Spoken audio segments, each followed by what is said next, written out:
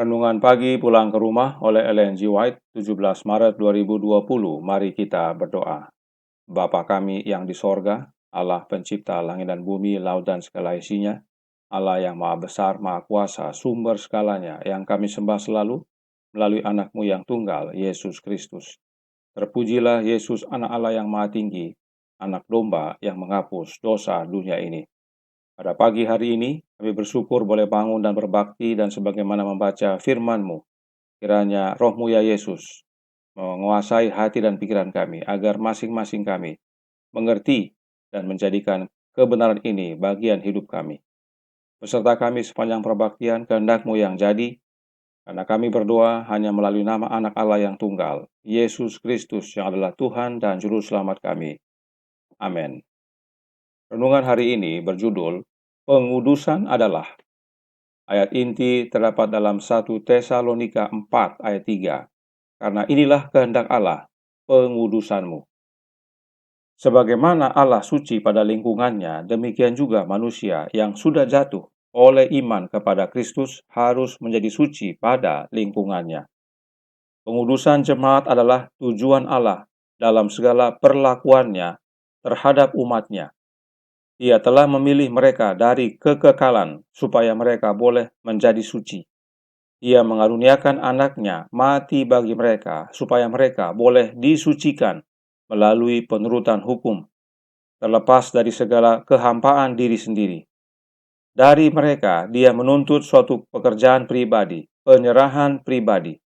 Allah dapat dihormati mereka yang percaya kepadanya hanya bila mereka disesuaikan dengan petanya dan dikendalikan oleh Roh-Nya. Dengan demikian, sebagaimana saksi-saksi bagi juru selamat, mereka boleh memberitahukan apa yang dapat diperbuat oleh anugerah ilahi bagi mereka. Penyucian yang benar datang oleh bekerjanya prinsip kasih. Allah adalah kasih dan barang siapa tetap berada di dalam kasih, ia tetap berada di dalam Allah dan Allah di dalam dia. 1 Yohanes 4 ayat 16. Kehidupan orang-orang yang di dalam hatinya Kristus tinggal akan menyatakan kesalehan yang praktis. Doktrin yang murni bercampur dengan pekerjaan kebenaran. Ajaran-ajaran surga akan bercampur dengan kebiasaan-kebiasaan yang suci. Mereka yang akan mendapat berkat penyucian harus lebih dulu mempelajari arti pengorbanan diri. Adalah keharuman kasih kita untuk sesama manusia kita yang menyatakan kasih untuk Allah. Kesabaran dalam pelayanan yang membawa perhatian kepada jiwa adalah dengan kerendahan hati, rajin, setia, kerja keras, di mana kesejahteraan Israel dipromosikan. Allah mengangkat dan menguatkan seseorang yang ingin mengikuti jejak Kristus. Penyucian bukanlah pekerjaan sesaat, sejam, sehari, melainkan seumur hidup. Hal itu bukannya didapat oleh perasaan yang berbahagia, melainkan adalah akibat terus-menerus mati terhadap dosa dan terus-menerus hidup bagi Kristus. Kesalahan-kesalahan tak dapat dibenarkan atau reformasi tak dapat dikerjakan dalam tabiat oleh usaha-usaha yang lemah dan asal-asal saja. Hanyalah oleh usaha yang lama dan tabah, disiplin yang ketat, dan pergumulan yang keras, kita akan menang. Kita tidak mengetahui suatu hari berapa keras pergumulan kita berikutnya. Selama iblis memerintah, kita akan mempunyai diri sendiri untuk ditaklukkan. Dosa-dosa yang menyerang untuk diatasi. Selama hidup itu akan bertahan, tidak akan ada tempat berhenti. Tidak ada tempat yang dapat kita capai dan mengatakan, saya telah memperoleh dengan sepenuhnya. Penyucian adalah akibat penurutan seumur hidup.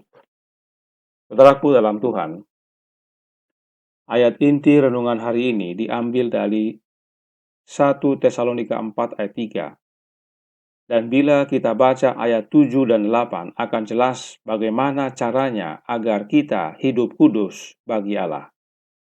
1 Tesalonika 4 ayat 7 dan 8 berkata, Allah memanggil kita bukan untuk melakukan apa yang cemar, melainkan apa yang kudus. Karena itu, siapa yang menolak ini bukanlah menolak manusia, melainkan menolak Allah yang telah memberikan juga Roh-Nya yang kudus kepada kamu. Jadi, agar kita dapat hidup kudus, yaitu melalui penurutan hukum sebagaimana renungan hari ini katakan, Allah telah memberikan Roh-Nya yang kudus, yaitu Roh-Nya Allah itu sendiri. Jadi kita hidup suci dan menurut hukumnya bukan karena kekuatan kita, tetapi karena Allah telah memberikan Roh-Nya yang kudus kepada kita, agar kita diberi kuasa dan mampu untuk hidupkan. Siapa Allah dalam tulisan Paulus? Allah Bapa. Baca 1 Korintus 8 ayat 6. Jadi, Bapa lah yang telah memberikan Roh-Nya agar kita dapat hidup kudus bagi Dia. Nah, bagaimana Allah menguduskan kita? Yesus berkata dalam doanya kepada Bapanya, Yohanes 17 ayat 17, yang berbunyi, "Kuduskanlah mereka dalam kebenaran, firman-Mu adalah kebenaran." Yesus berdoa kepada Bapanya agar Bapanya menguduskan murid-muridnya dalam kebenaran. Dan kebenaran itu adalah firman Allah. Siapakah kebenaran? Ingat pelajaran renungan pagi pulang ke rumah tanggal 16 Maret bahwa kebenaran adalah Yesus Kristus. Jadi, Allah Bapa menguduskan umat-Nya dengan memberikan Roh-Nya yang kudus melalui anak-Nya Yesus Kristus. Paulus juga menyatakan hal yang sama.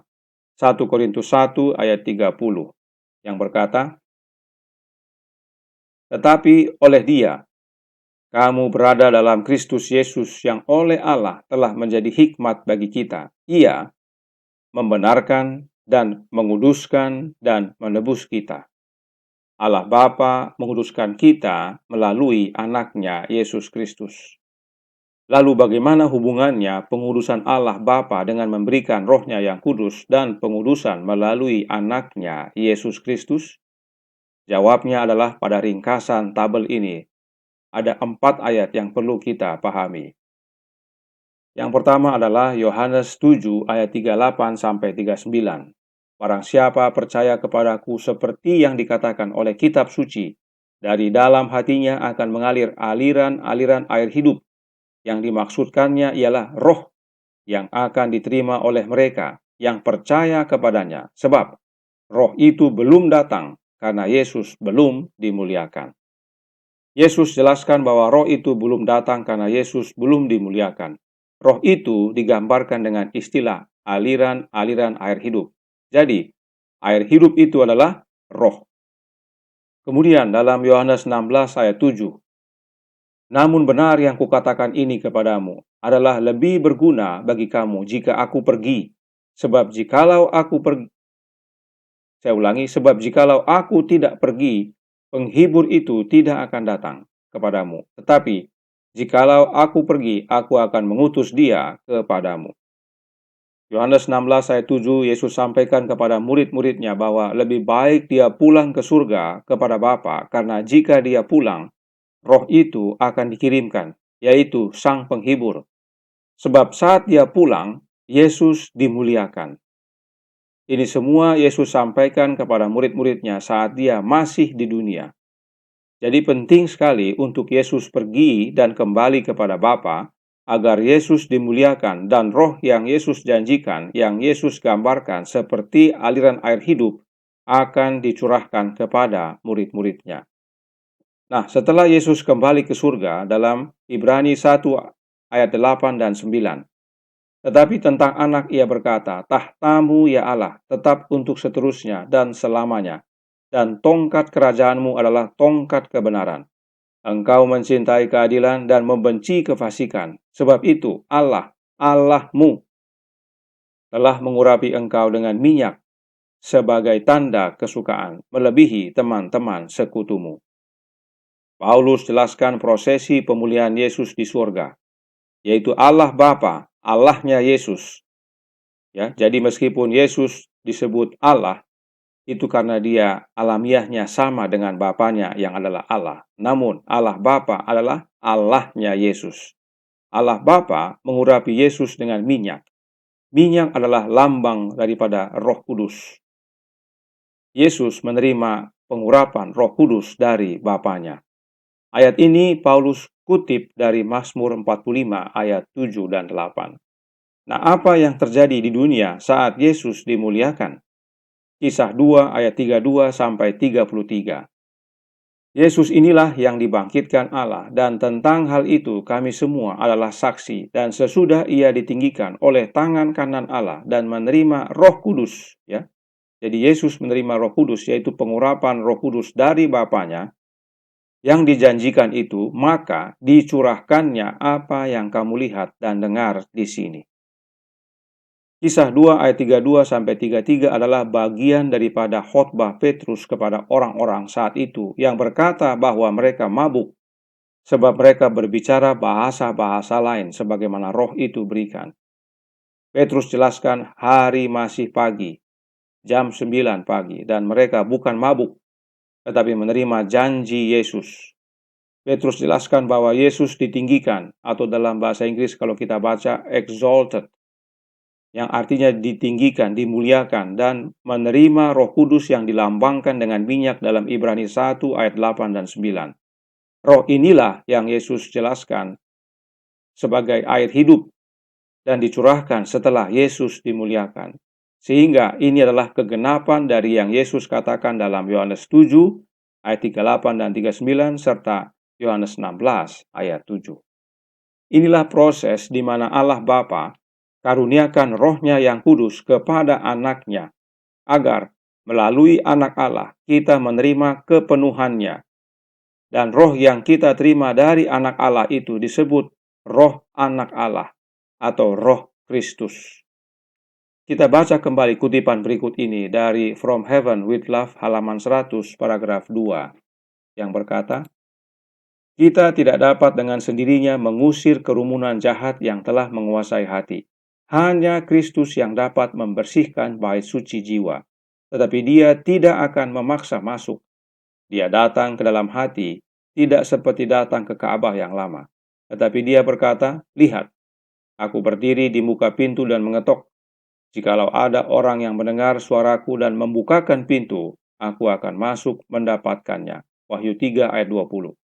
Kehadirannya, perhatikan, akan membersihkan dan menguduskan jiwa. Ingat, judul renungan kita adalah pengudusan.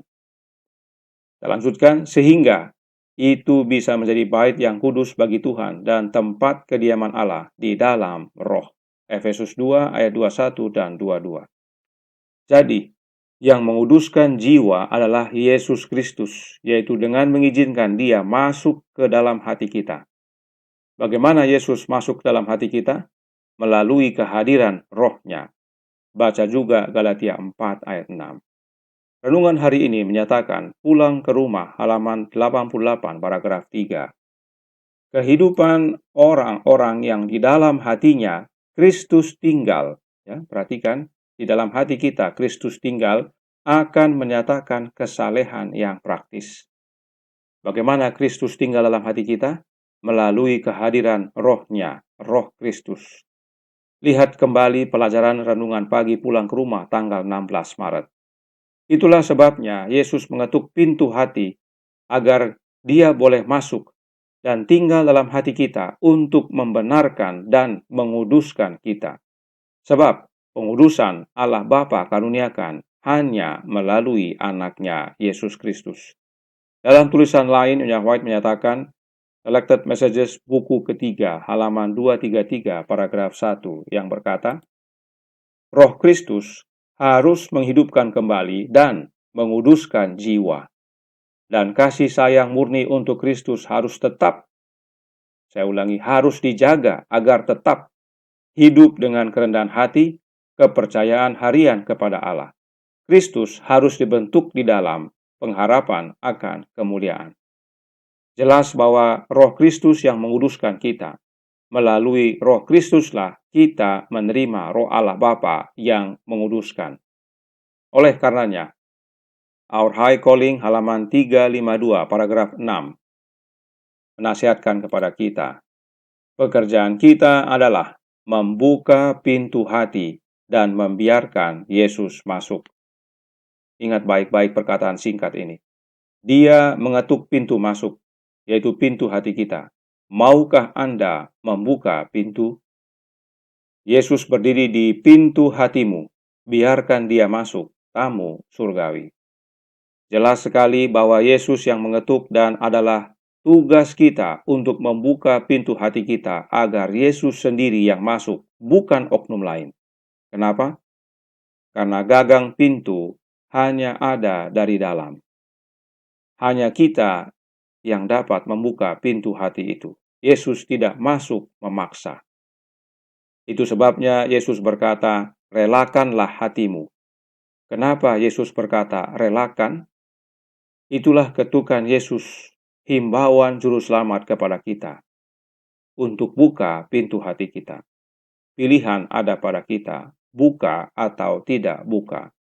Dan bagi yang membuka, Yesus yang masuk. Bapak kita peduli halaman 176 paragraf 4, menutup akan nasihat pada pagi hari ini. Penyucian berarti terbiasa bersekutu dengan Allah. Penyucian atau pengudusan adalah hasil dari kebiasaan kita bersekutu dengan Allah Bapa. Bagaimana caranya? Hanya melalui satu jalan, yaitu anaknya yang tunggal, Yesus Kristus. Sebab melalui Yesuslah kita dikuduskan dengan menerima tinggalnya Roh Kudus Kristus di dalam hati kita. Tuhan memberkati. Saya bawa dalam nama Yesus. Amin. Mari kita berdoa. Bapa kami yang di sorga, Allah pencipta langit dan bumi, laut dan segala isinya, Allah yang maha besar, maha kuasa, sumber segalanya, yang kami sembah selalu, melalui anakmu yang tunggal, Yesus Kristus. Terima kasih atas nasihat pengudusan. Pengudusan hanya kami peroleh melalui anakmu yang tunggal, Yesus Kristus, sebab Engkau telah karuniakan pengudusan melalui dia. Dan kami terima itu melalui kehadiran Roh-Nya dalam hati kami. Oleh karenanya, pekerjaan kami, tugas kami adalah membuka pintu hati kami, agar Yesus sendiri yang masuk, bukan oknum lain, tapi hanya Yesus. Sebab hanya Dia yang dapat menguruskan kami, sebab hanya Dia jalan satu-satunya kepada Bapa. Oleh karena itu, kuatkan kami ya Bapa, agar setiap hari, setiap saat, meminta kehadiran Kristus dalam hati kami, sebab pengudusan adalah pekerjaan seumur hidup. Tolong kami ya Bapa, kehendak-Mu yang jadi, beserta kami sepanjang hari ini. Ampunkan kami akan dosa dan salah, karena kami berdoa hanya melalui nama anak-Mu, Yesus Kristus, yang adalah Tuhan dan Juru Selamat kami. Amin.